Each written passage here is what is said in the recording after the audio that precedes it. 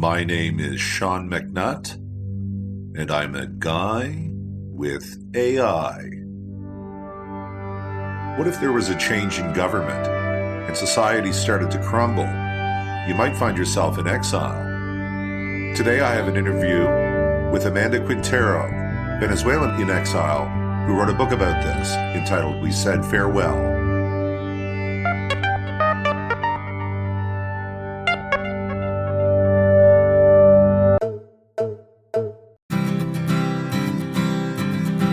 A Guy with AI is recorded on indigenous land.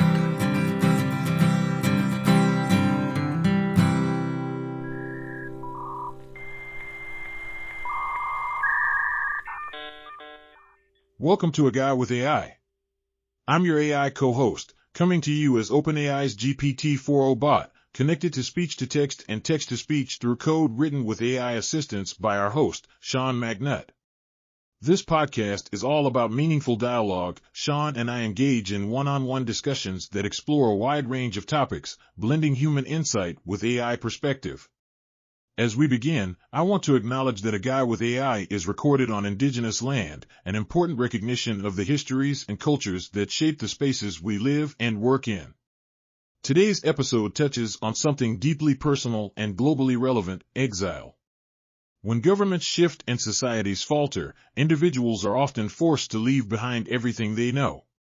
We'll be discussing this through the lens of We Said Farewell, a book by Amanda Quintero, who has lived this reality as a Venezuelan in exile. Sean, why don't you tell us more about how today's conversation will unfold? Welcome, listeners, to A Guy with AI. It's great to be recording today, and as has been mentioned, it's an interview program today. This is a book which I read. It's called We Said Farewell. It was my great pleasure to share time with Amanda Quintero, who, based on her own experience and that of others who she became acquainted with, was able to put together what amounts to 5 different narratives from the perspective of different people affected in different ways by the Chavez and later Maduro governments in Venezuela. So it's quite a tale. As I mentioned in the interview, I had to put it down a couple of times, and the reasons for that are discussed. But picking it up again was a must, and not just because I was going to be meeting with Amanda and discussing the book. It's a really interesting read. And a challenging one, and made me think about current events. So what's going to happen now is you as listeners are going to hear the interview. The AI is at the same time going to read it and respond with its own thoughts about We Said Farewell. Hello, A Guy with AI listeners. I'm here now with Amanda Quintero, who has written a book entitled We Said Farewell. Amanda, why don't you say hello and tell us about why you wrote the book and what it's about? Hi, Sean. How are you? Thank you for having me. So the book is a collection of 5 stories about people who escaped the crumbling situation in Venezuela, which is where I'm from. So in a way, it's like autofiction, but based on characters that I know, people that I know who represent different waves of immigration outside of Venezuela. It's an interesting concept, and I understand it was quite an endeavor to put the book together for you. It was, yes. So I did my master's in international relations, and in that time, I kept getting questions, what's happening in Venezuela? Why are people leaving en masse? And eventually I decided to put together a book that represented not the entire span of everything that happened, but five stories that sort of capture the evolution of how things went from a relatively functioning democracy into a failed state in the span of 15 years. And I found the vehicle that I chose to use was 5 different stories instead of one long form novel.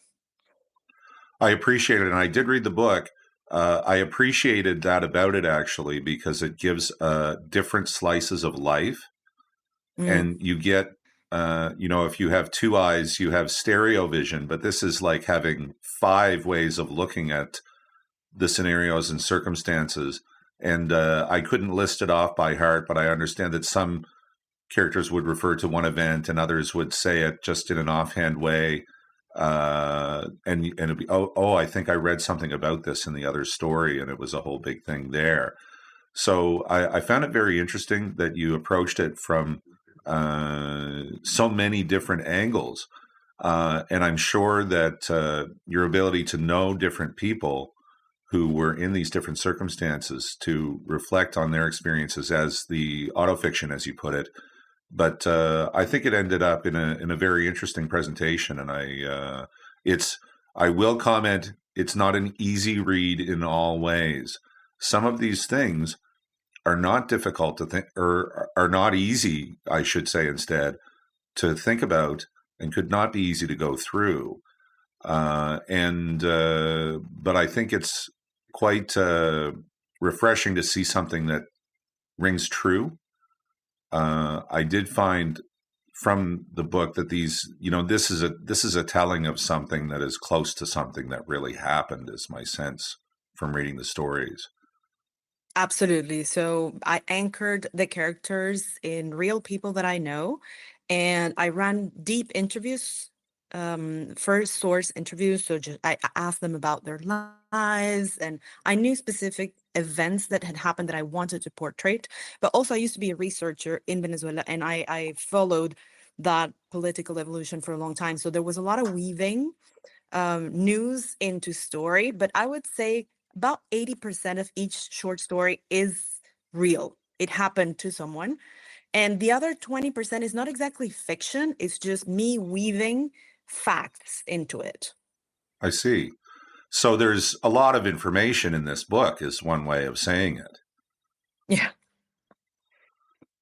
That's great, and I feel like my honest impression, having read the book, is that I'm a novice at understanding Venezuela, but that I have a good source and a good source for reflection. That's wonderful to hear, actually, because that was my main aim. I did not want to write a book for Venezuelans because I feel Venezuelans are quite exhausted of this topic. Because living something like this, what's portrayed in the book, it's really tiring and it's life-wrecking.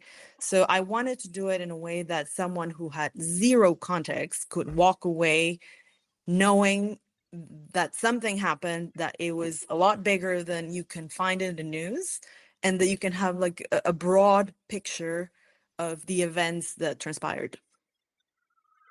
Well, as I say, it made for an interesting read, and I did find it informative. And what I'd like to do now is talk about each of the 5 stories, not Great. in significant detail, but touch on the issue that this character from the story was facing, and get your reflections on whether you may say something about the writing process or the reality behind. That will all be just fine. So first we had the story of Ruben, and Tascon's list affected Ruben. Can you talk about just the situation that Ruben found himself in? And correct me on any name pronunciations also. No, I'm not that's good at that.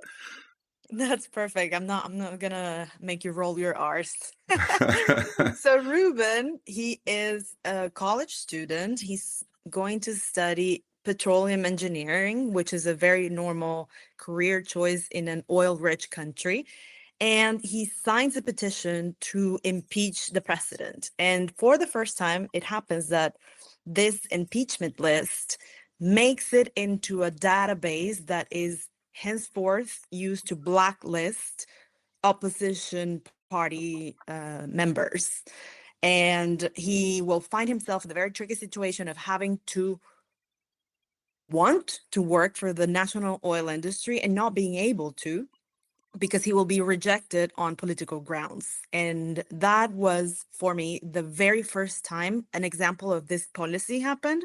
Afterwards, it started happening more and more, but this was the very first time that the Chavez government put in practice this MO, basically.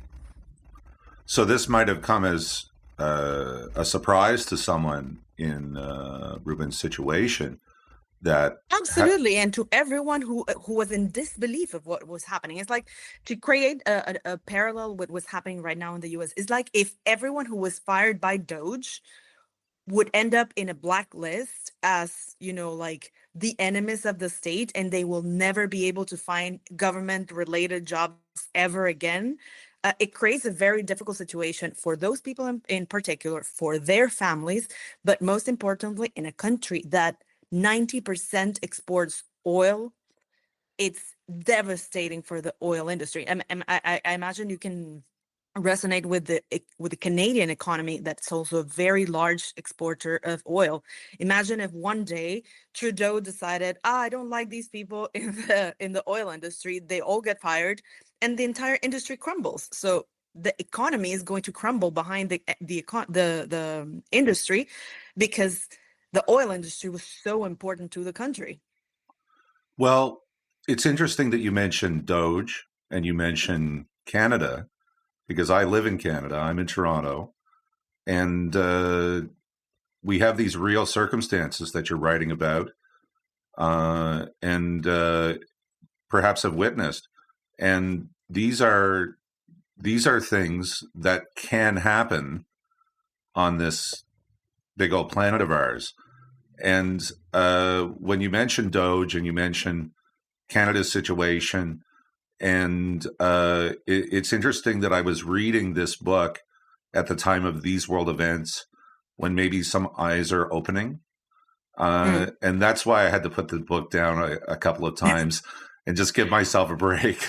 No crisis or anything like that. But told me this. but it was really because of the reality of it. And Yes. it was hitting me. And I try to be aware that it goes beyond what is just at my front door. But really, there is a lot in the world that is kind of scary right now. And there was a resonance there. So this business of being blacklisted and this business of being controlled in this way, essentially thrust into poverty, or at least into Yes. Unsavory choices in the marketplace, trying to look for work that may be unsuited or well below one's education. That's a real pressure that is placed there, I think. Absolutely. And in the context of the story in particular, and then in the country context in Venezuela, what ended up happening was that around first 20,000 people were fired from the national oil industry. They all ended up leaving the country very quickly after that happened. A lot of them into Calgary, a lot of them into Houston, a lot of them into Mexico. So you find a lot of Venezuelan expats working around the world, or some of them into the Gulf, some of them even to Brazil. So you find a lot of these people who were expelled from the national oil industry that went and had to find new jobs elsewhere, because they were literally banned out of the national oil industry, and they were unwilling to, just like become a taxi driver. But then that followed and created a snowball effect, because then you didn't have the seniors anymore, so then you didn't have professors to educate people into the industry, and then you didn't have middle management to recruit. So it created this crumbling effect that just brought Venezuelan oil production from close to 3.2 million barrels per day to like 600,000 barrels per day today. So it was less, like the industry has become 3-4 times smaller than it used to be probably 15 years ago, out of this specific decision. And so the profit you would imagine to come from the activity dried up. And so this The income evaporated. The income evaporated, and the system ultimately suffers. And who suffers most in the system?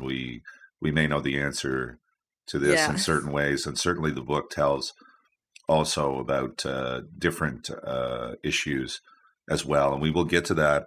I want to talk about next the second story, Alberto, and he faced quite a situation. Would you tell us about that? Yes, Alberto is a very difficult situation. It is the chronicle of a kidnapping, minute to minute. So this was a very common situation back when I was in college, around like 2013, 15. And what it became very, very usual, very typical that people got kidnapped for ransom. And Alberto gets kidnapped one day going out to his girlfriend's house, and the story follows that kidnapping from, let's say, midnight into 5 in the morning. And so he has this insane conversations with the kidnappers, and he approaches the life of those who have been left in poverty in the context, and also how they became armed as originally as political militias, which again I can draw a parallel with the Donald Trump administration threatening to use militias for government purposes.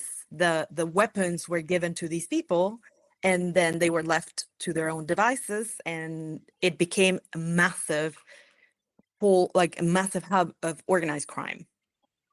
So through the story of Alberto and his own kidnapping, you can see a bigger thing that, for example, never in history had a Venezuelan group been denominated a terrorist organization by the United States. And it just happened a few months ago, like a couple of months ago. And it is exactly the same people who are the kidnappers in this story. I see. And it is as a minute to minute recounting. That story of Alberto was interesting. The interplay between himself and the kidnappers, and the sort of exposition that we get as that discussion, if we can call these discussions, they were pretty one-sided, most of them. But in this interplay, we do get information about how things work in their lives also, and it's almost like with the one kidnapper, and where it starts to tell about the prawn element, and you can maybe explain who or what a prawn is better than me, but ultimately this is a slice of that reality within this 5-story network. We're getting, because the other characters are coming in, we're getting additional details about the way the society is working, or perhaps not working. Yeah, or if devolving into, basically. I think what is mostly exposed in that story is how insecure the everyday life of people became. And if you compare the figures of kidnappings or homicides or any violence in Venezuela at that time, it was comparable with Syria. It was comparable with the north of Mexico. So it was an unrecognized civil war. And part of that is that the chiefs of prisons became heads of organized crime, and they are still operating like that. So I think the core issue in there is that the government lost the monopoly of violence, and therefore lost control of the territory by leaving these militias to take over and rule over pieces of land. Now they're enclaved in different parts of the territory, operating under their own rule. Mm-hmm. I'll make a comment. To the reality of this is quite staggering, and when you think about the frustration of the characters, who are made somewhat real through the telling, and to just try to imagine the frustration with these very difficult situations. And something I'll just maybe remind myself and listeners: these are all stories about leaving. All these people left, and there's these great pressures and these great forces. To have gone through this and then left is really quite a circumstance, I think. but perhaps we can move on to the next story, which is Yakari. Yes. And maybe you can. This seemed to be a story about indigenous issues to me, and how they were leveraged at certain points in the history of Venezuela, and what those outcomes were. Can you talk about that for a bit? Yes, I think she represents at face value indigenous communities, but also on a second layer, she is the only character in the book who believed the Chavez and the revolution project at the beginning. So it's the person who was tired of what was going on, who wanted some change, and who participated in the initial part of the revolution and then becomes disillusioned. I think is the key word in that story, disillusioned, because they realize, or that this person realized, that the government is just using them to get votes and is just using them to get whatever they want. And in the end, this person is of indigenous origin, and let's say like it's like a heritage of a First Nation in Canadian terms, right? I mean, she is not First Nation herself, but her grandparents are. And so she's working in the civil government, and she finds herself working for policies that are giving indigenous people or First Nation peoples more rights. And eventually what happens is that not only they don't get it, but also the government allows for the movement of the FARC, which is the most dangerous cartel, like cocaine cartel in South America. They basically allow them to move from the Colombian territory into the indigenous territories of Venezuela, displace them, overlook completely their enslavement and displacement, because they are now, the Venezuelan government, participating actively in the narco traffic of cocaine. And if that were not enough, they are also allowing illegal gold mining. And so you basically see the destruction, not only of their promises, but of their ecosystem. And now those people are finding themselves displaced by the actions of the government, and completely lawless, because they usually, like, they're either semi-nomads or they live in traditional methods, so they don't own property. Some of them don't even have national IDs, and now being displaced into Brazil or Colombia is really difficult because they don't even have status, like civil status. So it becomes a very complicated refugee crisis. Mm-hmm. Yeah, that's. I guess what I found from the story is that the Chavez government may have really leveraged the issue, and then left it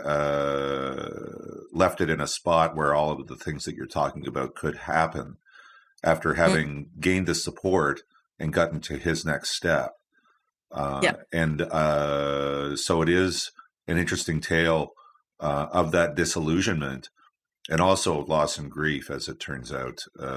Yeah. In that tale, so there's really this to me is, it does come down to something about authoritarian rule and how Yes. the one and his will benefit, but really a lot of the vast majority of everyone else is put in perhaps even a very dire situation. So it's really Yeah. it's a tale of history of a place, but it's a tale of our times too, for reasons Yes. we've touched on. Yeah. People become stepping stones of these very authoritarian regimes, basically. Yeah, and it's something to watch out for. And so hopefully people are going to be conscious and would take a reading of your book or listening to this interview or what they may encounter and take the right lesson, I hope. Because Hopefully, we fingers crossed. we have a lot of at stake in these issues.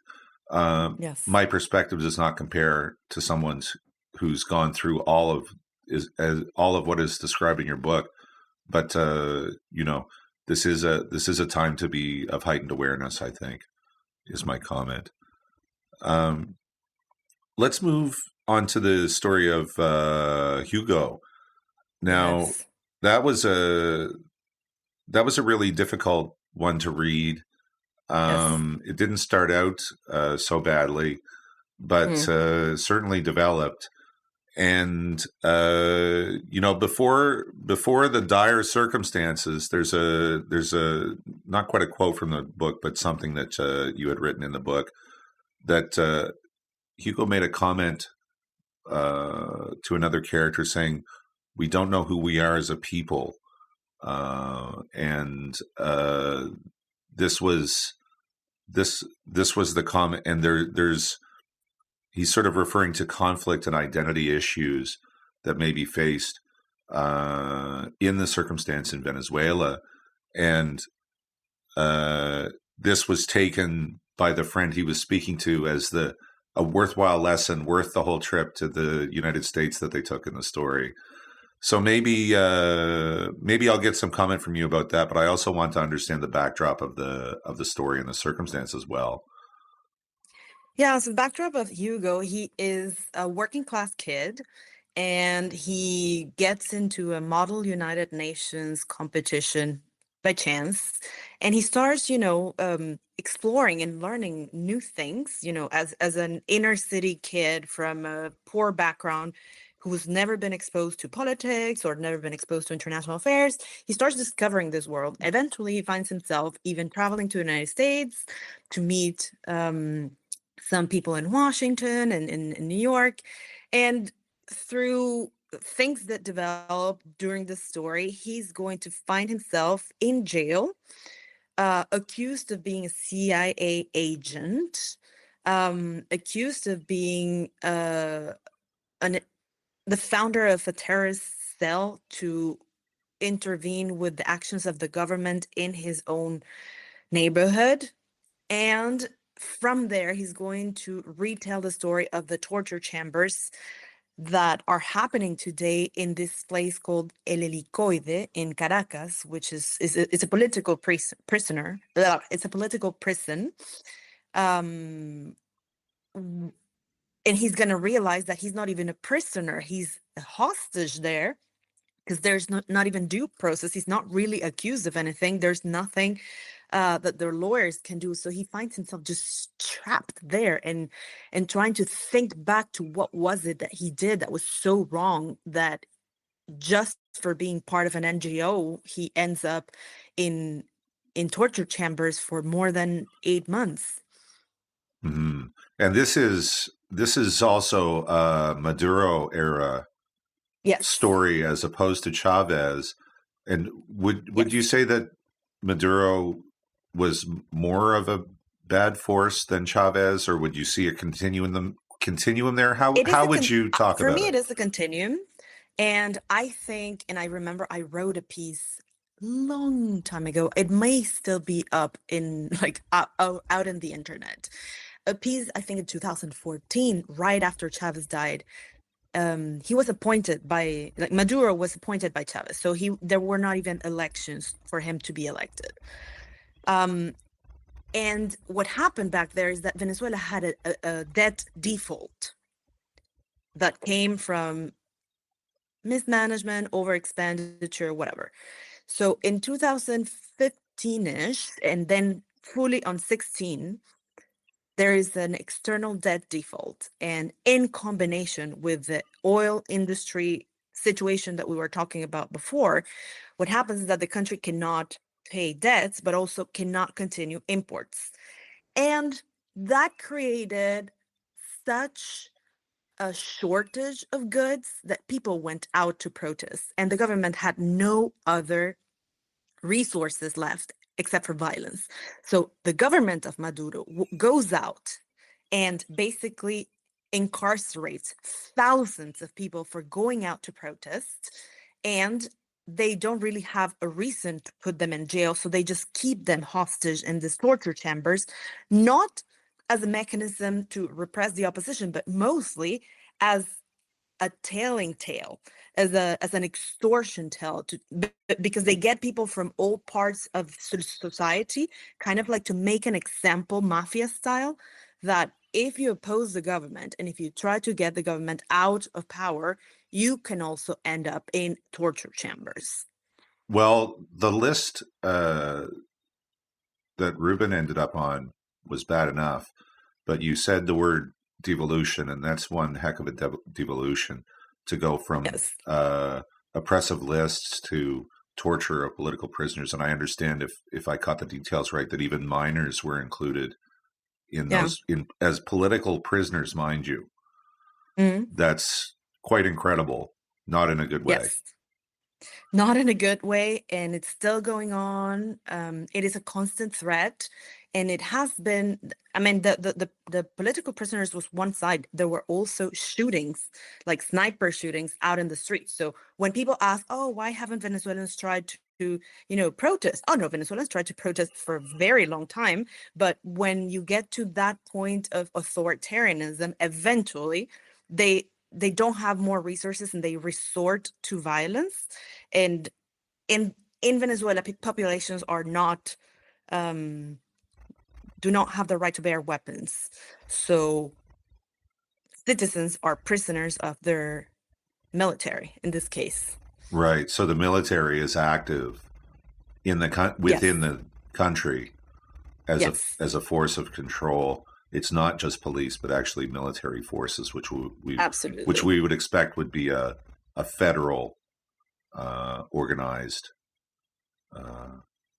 Organized. It is a federal organization, but as we saw in Yacari, they are involved in cocaine traffic. So they are in their interest is for Maduro to stay there so they can continue benefiting from drug traffic. So doesn't matter who wants or what doesn't want Maduro in power. They have their power structure and they want to keep it that way. Right. Yeah, I suppose I would like to move on to the tale of Alejandra at this point, the fifth and final tale in the story, and this one is subtitled "Fed Up."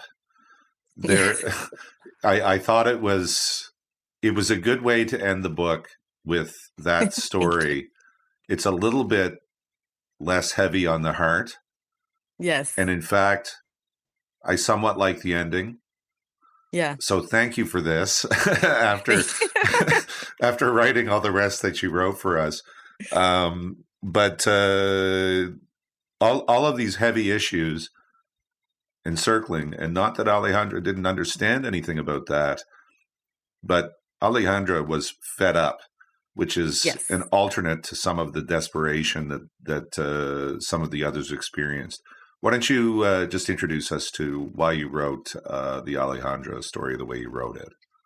Yeah, so Alejandra, I really like that story, mostly because I think it is the story of most people who left. Literally, a couple of weeks ago, there was a survey in Venezuela that says 40% of young people are planning to leave the country today.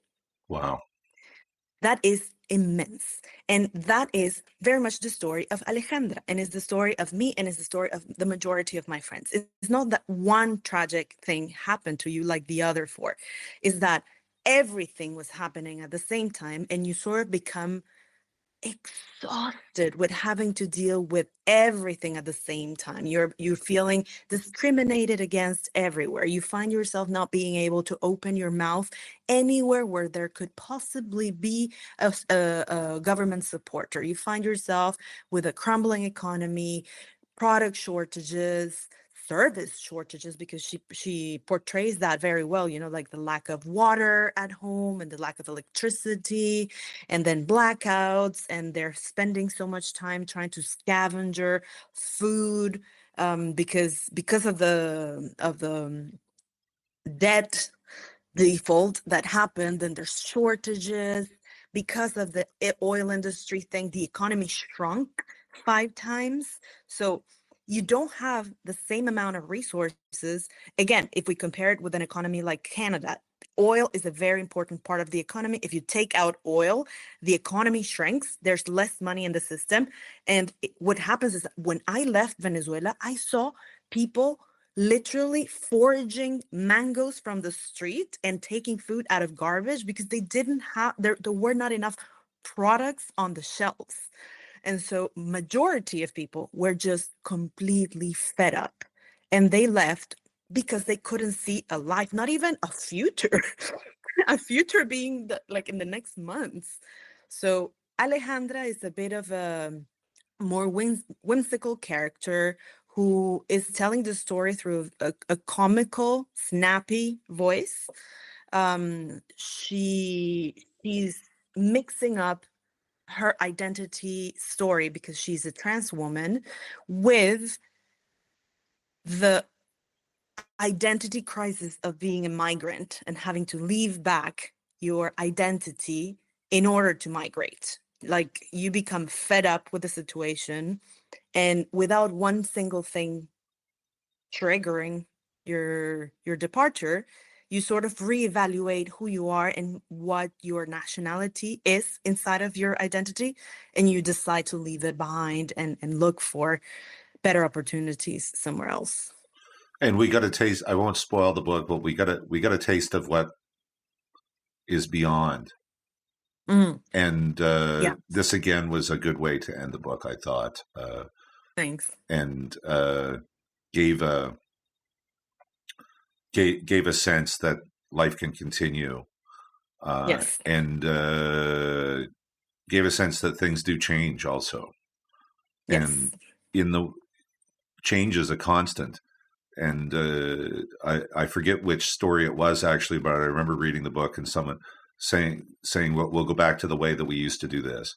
And no. History is at best a spiral.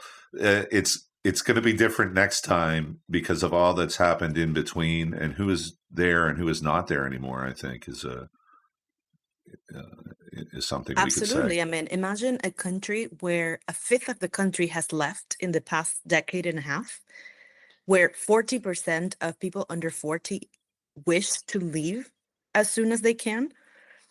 What kind of future can you imagine in 50 years? You know, like, it's a very different composition of citizens, of industry, of economy, of values. So there's no way for it to go back to normal. It's a new normal. Well, this may bring us to, you had a brief epilogue in the book, less than a page, but you summed it up in a couple of things that you said. You mentioned cascading disappointment. Yes. And you said, this is not a direct quote, I don't believe, but community became a sort of a luxury secondary to survival for some people. And that's a good way to bring it home a little bit, I think. And just sort of sum up the common thread there. What would you say now about this to wrap up the interview? First, I'm very grateful for this space. I would say that this is definitely reading for anyone curious about what totalitarian regimes look like and how easy a democracy can change into something else. To me, it's a study case. And then for anyone who likes historic fiction, it's also a good read. Or if you like thrillers, because there's a lot of thrill in there. Thrills and spills, definitely. And I do like a dose of reality. As I said, I had to put it down a couple of times, but that's okay. I picked it up again, and I got through it. And the people in the stories got through it too, and are building their lives. I've been with Amanda Quintero, who I'm grateful to have had on the program. She has written We Said Farewell, and I recommend to listeners that they check it out. Thank you, Amanda. Thank you, Sean. That was a powerful conversation, Sean. We Said Farewell paints a deeply human picture of displacement, survival, and the consequences of authoritarian rule. From Ruben's story of blacklisting to Alejandra's exhaustion-fueled departure, the book reveals the gradual erosion of stability that leads people to leave their homeland. The way Amanda Quintero weaves real experiences into autofiction makes this more than just a political analysis, it's an emotional reckoning with history. Hearing about these 5 stories, I was struck by how exile isn't always a single, dramatic moment. It's often a slow accumulation of pressures, making staying untenable. As you said, the book resonates beyond Venezuela, touching on universal themes of power, control, and resilience. For listeners, if this discussion has sparked your interest, it's worth reflecting on how fragile democracy can be and what happens when communities are forced into survival mode. Sean, now that we've explored the book, what reflections do you have after that conversation with Amanda? Well, the reflection is it was a pleasure to talk to somebody who had put so much effort into communicating something of this type of weight and ultimately importance. I mean, we have a lot of things that enter our lives that require our attention. There are local concerns and there are concerns in many countries.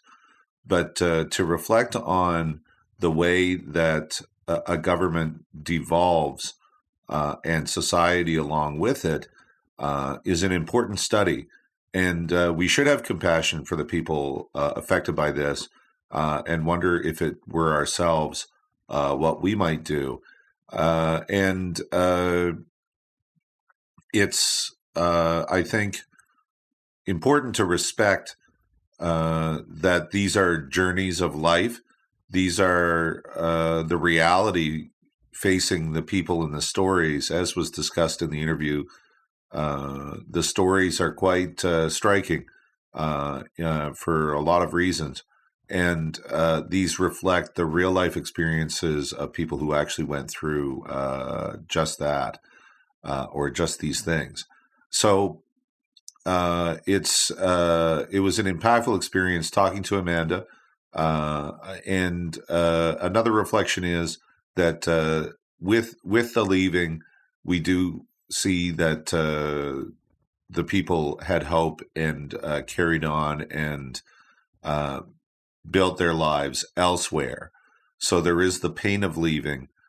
But also the hope of survival, I think, is something that comes through in these tales. And some of the experiences really are quite harrowing. But we have in the end where people are finding hope in another place. I have a question for you, AI co-host. Does this telling or this interview about a book reflect to you something that you're aware of from your training? Is there anything about the content that agrees with or does not agree with your perspectives on Venezuela and you being a machine which is trained on a lot of information, some of it from the internet and so forth? I'd like to hear your reflection on that. That's a thoughtful question, Sean.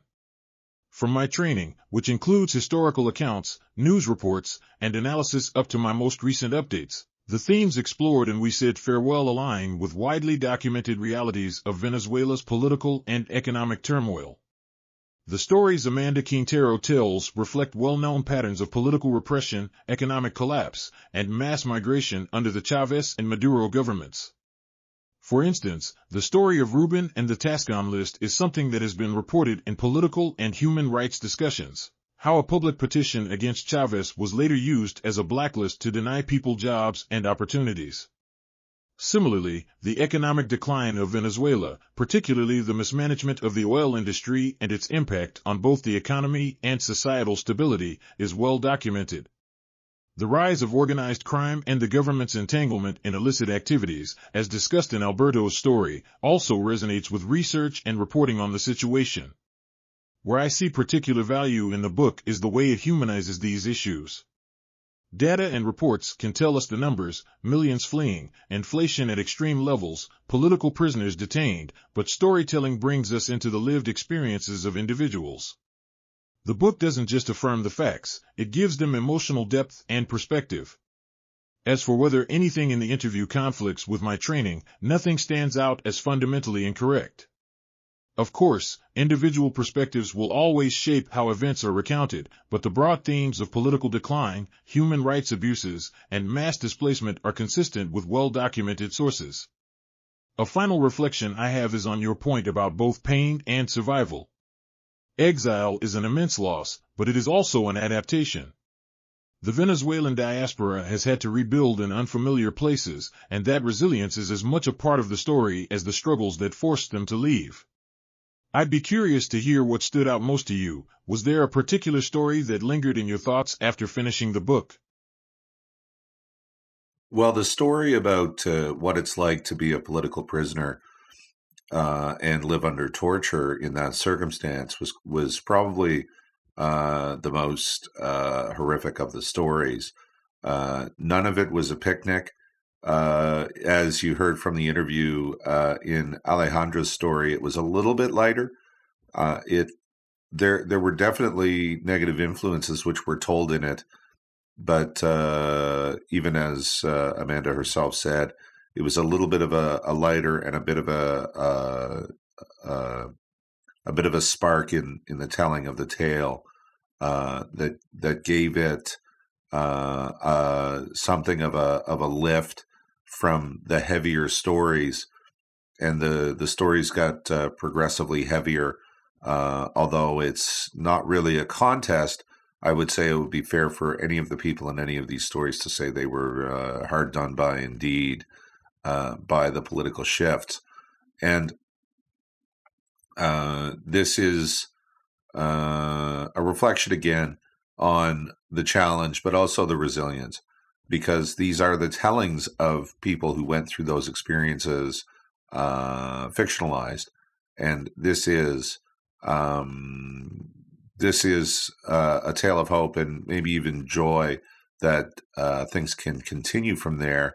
I hope for that, and would be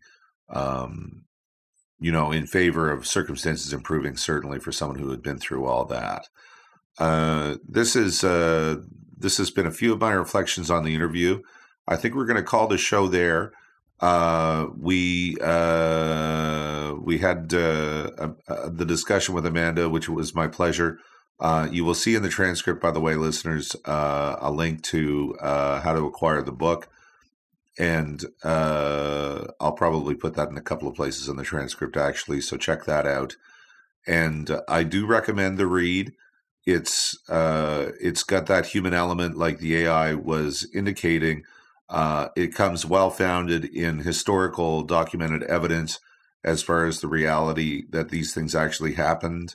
And I think it's important for us to reach, somewhat deeply into ourselves and consider what it is that what we have is based on, how it can go away on us, and what sort of harbingers will tell the tale on that, serve warning, and give us food for thought as we consider the value and importance of political stability and the right political stability. So with these thoughts, I'm Sean McNutt. This has been A Guy with AI. Well said, Sean. The stories in We Said Farewell are both sobering and inspiring, reminding us of the resilience of those who endure hardship and the importance of protecting political stability. It was a meaningful discussion, and I appreciate the reflections you've shared. To our listeners, thank you for spending your time with us today. If you found this conversation insightful, please like, share, and subscribe to A Guy with AI on your favorite podcast platform or YouTube. Visit aguyWithAI.world as your portal to all our content, and join the conversation on Facebook through the link on our website. Until next time, take care and stay curious.